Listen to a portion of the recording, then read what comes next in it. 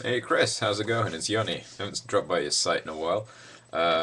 Partly due to the very long list of buddies that I've got on the right hand side, and you're progressively getting lower and lower and lower down the list. I just hate the fact that it's so long. Anyway, your shot looks good. It's been kind of like really nice, really stable, improving every week. The idea is always really, really, really clear. Your staging is good as well. Yeah, just going to go into a few of the details because I'm pretty sure that this week you're more interested in just, little technical things that you can solve very, very, very, very quickly without changing the overall performance.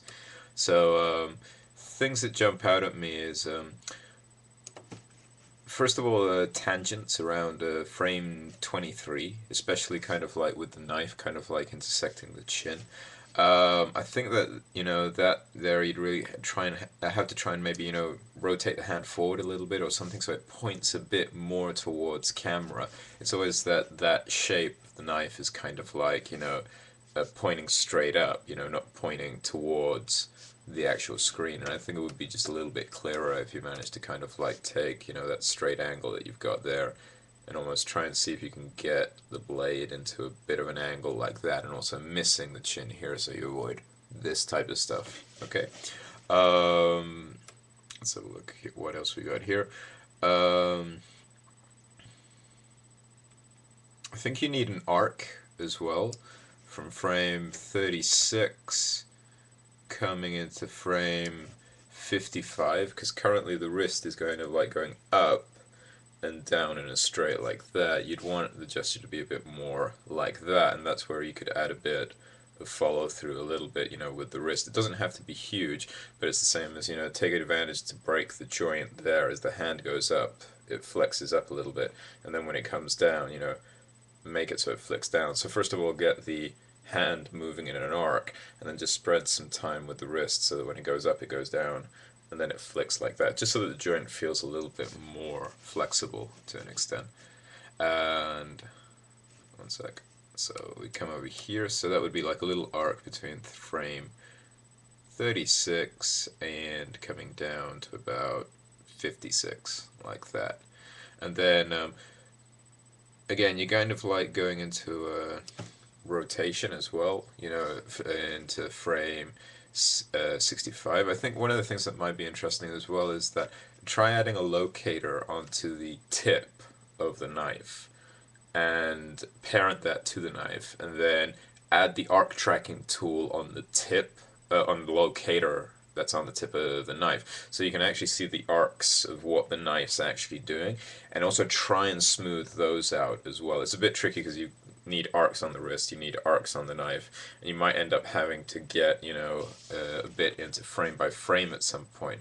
But it's almost like you want those changes of angle in the knife to be kind of like very graphical in the sense of instead of rotating the wrist like this in in frame 63, you might want to swing it round slightly as well, and that would just change a little bit of the rotations that you have on the arm. It's not really going to change a huge amount of the animation that you're going to do. And so when you come into the next set of poses, I really like the hand swipe. That works really well on both hands. That's absolutely great. You've got a nice swing in motion with the knife as well, and you can even see the knife, sweeping forward. You need more of that type of action, so that the movements that you do with the knife always feel very, very, very, very flowing. Yeah, and when he comes down from frame 86, the hand with the knife comes down to frame 103. Have a look at what the hand's doing there because it's kind of like rotating mechanically like that.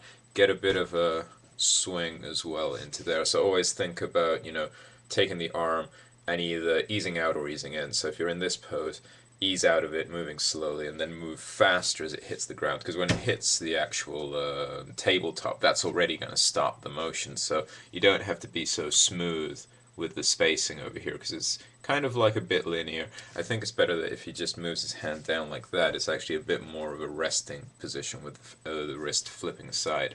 And another little detail that you can do as well, have a look at the lecture on hands that we did last week, and the part where he puts his hand down on frame 99 on the table, that's the hand without the knife, you can do a bit of a spread with the fingers as well on there, and that'll just give it a sense that it's actually contacting just a little bit better. Literally textbook, straight out of the lecture, exactly the same way as he placed the hand and spreaded the fingers. That little detail there is just going to be a couple of frames, and that will add, a lot of texture to your actual animation over there. Again, with the rotation of the wrist over here, I'm not too keen on it because, again, looking at the tip of the knife, let me just go here frame by frame and make sure I'm not talking complete and utter crap.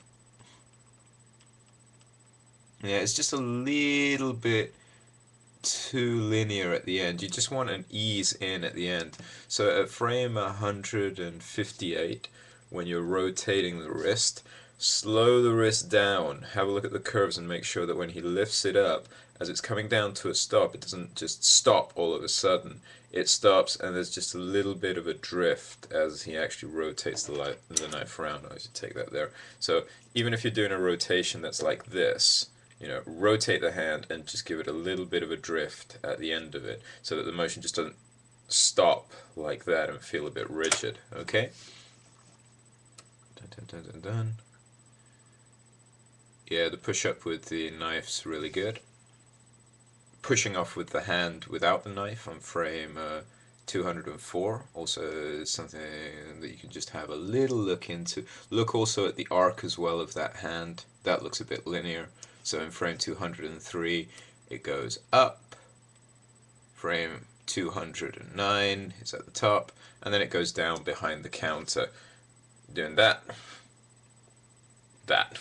and get a bit of overlap on the hands. Not crazy overlap, but just a little bit, so it just feels that the hand's actually lifting up and moving behind something like that.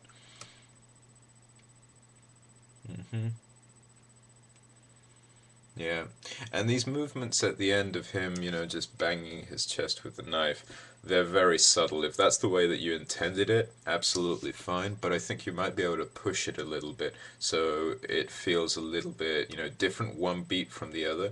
So maybe instead of being like, that affects me, sorry, you're doing it like, that affects me, and you see that this is kind of like, it almost seems like it's vibrating a little bit because it's so close to another. That affects me could be a little bit better, and I think the difference on that is that you see that there's a little swing in the tip there. It's just that affects me. And it's 1, 2, 1, 2 instead of 2, 1, 2. So it's just a little bit of timing and maybe a little bit of spacing. Everything I'm telling you is just kind of like really, really, really tiny. You can just pepper those in, if it's what you think's happening, but stick to what you think should feel right for the shot, because everything else, mechanics-wise and actually staging-wise, works absolutely fine.